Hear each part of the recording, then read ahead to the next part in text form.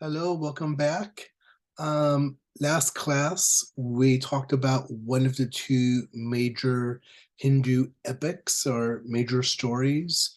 We talked about the Ramayana in the story of Rama and his wife Sita, who gets captured by Ravana and brought into the forest, and how Rama demonstrates Dharma, doing his duty by rescuing Sita, but also Sita demonstrates Dharma by being a dutiful wife, and Hanuman, the fly monkey, the friend who helps Rama find Sita after she's been captured by the multi-headed king of the island, also demonstrates doing dharma by helping locate Sita. So we talked about that Hindu epic. It's an important Hindu epic last class. Today we're going to talk about the second important Hindu epic within the Hindu tradition, and that's the Bhagavad Gita. So let me share my screen with you so we can get started in on the Bhagavad Gita, another important story. Indeed, most Hindus do not necessarily read the Vedas,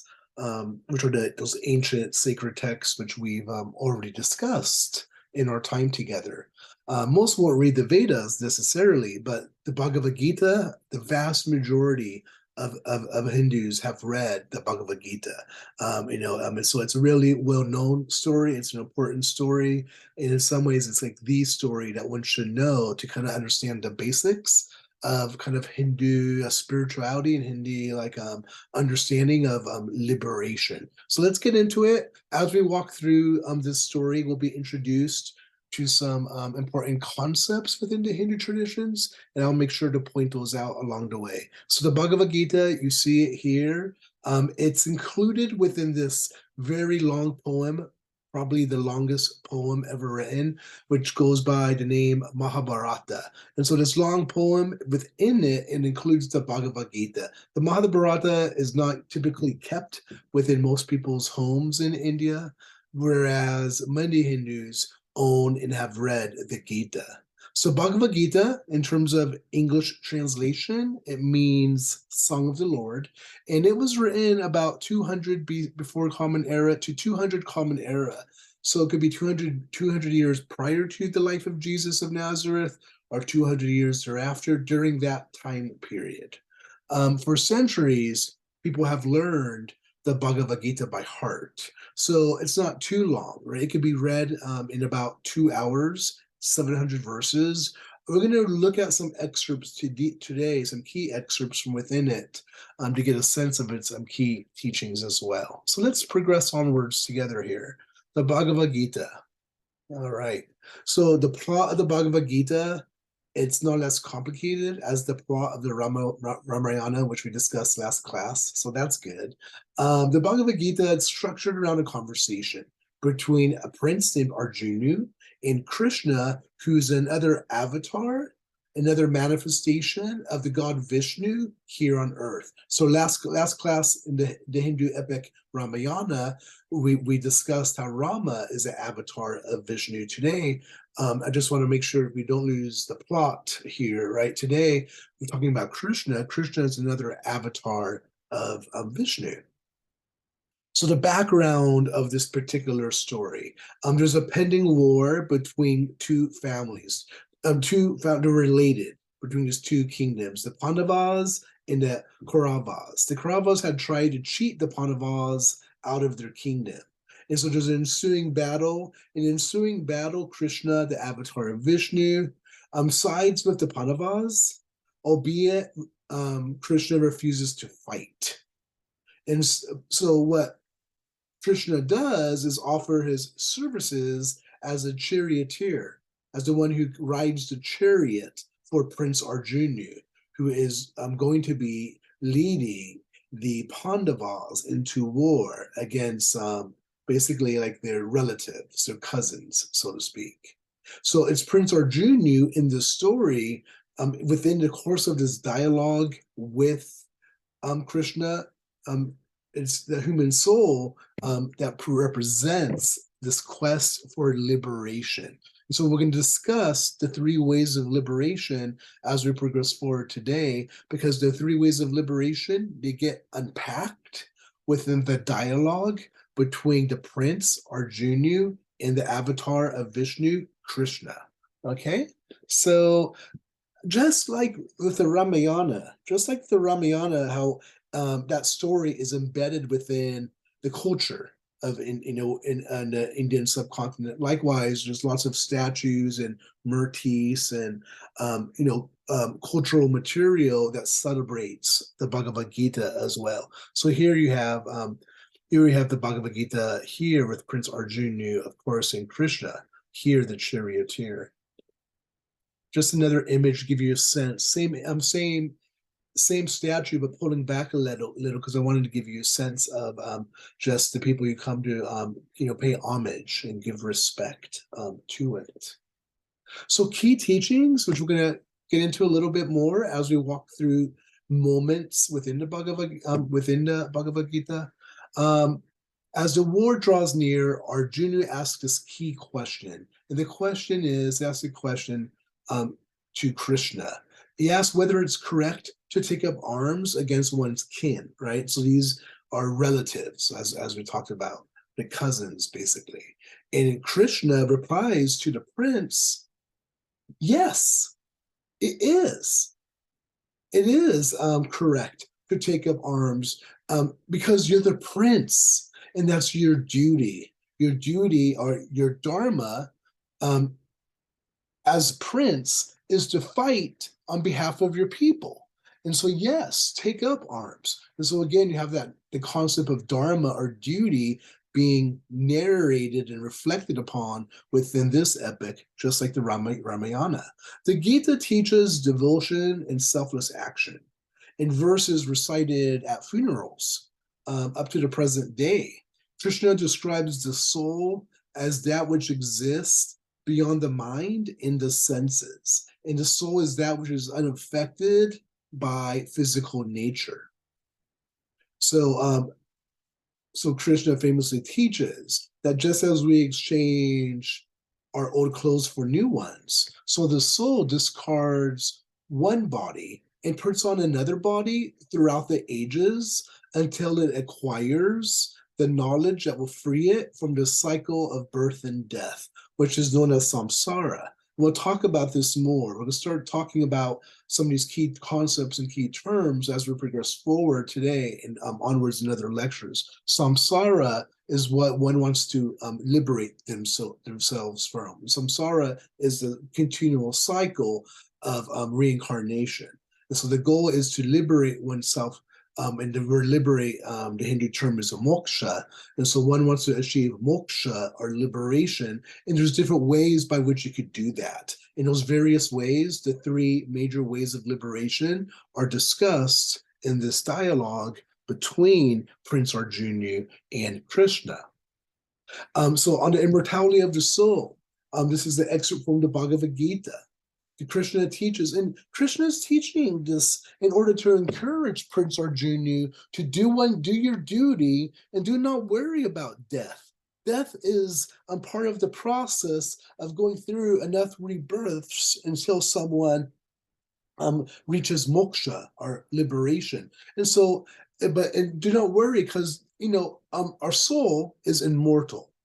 Do not worry about killing the tent, right? The cover, the flesh, the body that keeps the soul, because what's important is the soul, and the soul is immortal. And so you have here in the Bhagavad Gita, Krishna teaches our bodies are known to end, but the embodied self is enduring and indestructible and immeasurable. Therefore, Arjuna, Krishna talking to the prince, fight the battle. He who thinks himself a killer and he who thinks it killed both fail to understand it does not kill, nor is it killed.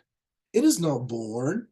And it is referring to the soul, right? The soul isn't born, it's not killed. The soul doesn't die. Having been, it will never not be unborn, enduring, constant, and primordial. The soul, it is not killed when the body is killed. So there's this distinction in the Bhagavad Gita and this Hindu teaching between the soul, which is immortal, and the body, which is passing. And that's what it does naturally. It passes, and then you get a new one. Continuing, as a man discards worn out clothes to put put on new and different ones. So the embodied self discards its worn out bodies to take on other new ones. Weapons do not cut it, fire does not burn it, it again being the soul, water does not wet it, wind does not weather it. It, the soul, cannot be cut or burned, the soul cannot be wet or withered, the soul is enduring, it's all pervasive, it's fixed, it's immovable, and it's timeless. So this is the Hindu doctrine of the soul, which is known as the Atman. So the technical word is Atman, and each of us has that Atman, and that's the one thing that's true and immortal to us is our Atman. Everything else is an illusion that passes, just like the clothes we wear. So Atman, I want to make sure we stop for a moment and recognize a key term here. Coming from the Sanskrit, Atman roughly translates as soul.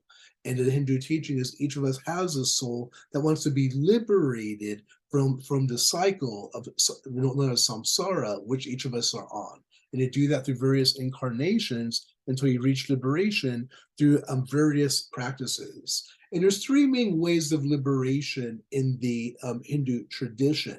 Interestingly enough, the Bhagavad Gita, it's structured as a dialogue, a conversation, but it's also structured around these three ways of liberation. So the conversation, the dialogue between Arjuna and Krishna is structured in such a way that they walk through the three ways of liberation, which are the way of action, karma yoga, the way of knowledge, jnana yoga, and the way of devotion, bhakti yoga. So each way is a discipline, that is a yoga. The three ways are aspects of the same thing, and having three ways for liberation, it's important because it allows from some level of flexibility. Some people might gravitate more towards action. Some people are more apt to want to engage in devotion, or some people are more about, say, knowledge. Any of these ways, right, could be used, or maybe you combine them together, right, to kind of cultivate this life that leads towards liberation. All right. So the three ways allows for this flexibility, so one can adapt to what fits well to them. So the way of karma, actions. So that's the first of the three ways of liberation. Karma means action, and we must do karma that fits with our dharma, with our duty, with our sense of purpose, with our role in life. So my duty as a professor, my dharma as professor is to teach and try to teach well, right? And so that's my duty. And that act of teaching is karma. Karma is done, though, without attaching results to the actions. Because the actions, like the actions of trying to be a good teacher, for example, they transcend the results. The actions are not attached to the results. If one attaches results to our actions, this is an illusion. It results in reincarnation, becoming back in returning to another cycle that is a samsara of life and death. Because when you attach yourself to not the action itself, which is good, because doing the act is fulfilling your dharma. Sticking with my example, to teach as well as I can is fulfilling my duty or dharma as a teacher. If I get recognized for it, that doesn't really matter. What matters is doing my duty. As a matter of fact, the teaching here is that you want to do your karma without any reference towards the result. Because if you're worried about the reward, you're going to attach yourself to that reward, and that's the last thing you want to do. You want to release yourself from things of this material physical world so that your immortal soul could be liberated. So you do good acts to fulfill your duty without regard towards any reward that might be attached to doing that good act. That's one of the three ways of liberation. In the Bhagavad Gita, Krishna says to Arjuna, be intent on action, not on the fruits of action. Avoid attraction to the fruits and attachment to inaction. Perform actions firm in discipline, relinquishing attachment, be impartial to failure and success. This equanimity is called discipline. When he shows no preference in fortune or misfortune and neither exalts nor hates, his insight is sure. So this connects to, again, to the practice of doing action. right? Doing karma. The second way of liberation is jnana, or knowledge. So through wisdom is transformative within the Hindu tradition, and transformative wisdom can destroy past karma. True knowledge within Hindu tradition is knowledge about the nature of the universe. Remember, there's a sense that there's a lot of illusion around us. These things are passing. So they look beyond that and they recognize the nature of the universe. That's the goal of true knowledge. All right, so that's the second way of liberation. I think I mentioned that Krishna, like Rama, we talked about last class, is often portrayed in this blue over here, this kind of blue color to indicate the all-pervasive nature, along with the height of the blue sky and the depth of the sea. So the expanse, the majesty is denoted with the blue. The third way of devotion, to wrap up this lecture on the Bhagavad Gita, is bhakti. The third way of liberation is devotion or bhakti. This is an excerpt again from the conversation between Krishna and Arjuna, which really encapsulates what's center to the practice of bhakti or devotion. Later in later lectures, we'll talk more specifically about different acts of devotion within the Hindu tradition, because bhakti or devotion is really central to a lot of Hindus' spiritual life. All right. So in this particular passage, Krishna is speaking to Arjuna about bhakti, and he tells him to always devote, to always glorify me, always glorifying me, meaning Krishna, striving, firm in their vows, paying me homage with devotion. And devotion is that key word, that the word in Hindu is bhakti, and that's the third way of liberation. They worship me. I am the universal father, the mother, the grantor of all, grandfather, object of knowledge. Krishna continues, I am the way, the sustainer, the Lord, the witness, the shelter, the refuge, the friend, the source, the dissolution, the stability, the treasure, an unchanging seed. I am heat that withholds and sends down rains. I am immortality and death. Before being and non-being am I. And so he's saying all of this to make the point that I am worthy of being an object of bhakti, the object of devotion, which is the third way of liberation. So you have action, you have knowledge, and then you have devotion. The Krishna continues, admonishing Arjuna, whatever you do, whatever you take, whatever you offer, whatever you give, whatever penances you perform, do as an offering to me, Arjuna. You will be freed from the bonds of action, from the fruit of fortune and misfortune, armed with the discipline of renunciation, yourself liberated. You will join me. Keep me in your mind and devotion. Sacrifice to me, bow to me, discipline yourself toward me, and you will reach me. This, right? This here is the teaching of devotion. Devote yourself to me. Keep me in your mind in devotion. Continually think upon me, worship me, and that will lead to your liberation. So that's the third way of liberation. And that wraps up our time discussing the Bhagavad Gita. All right, so we'll pick up the Hindu traditions next class, moving through different themes over the next handful of lectures, and I'll see you then. All right, take care. Thank you so much. All right, take care.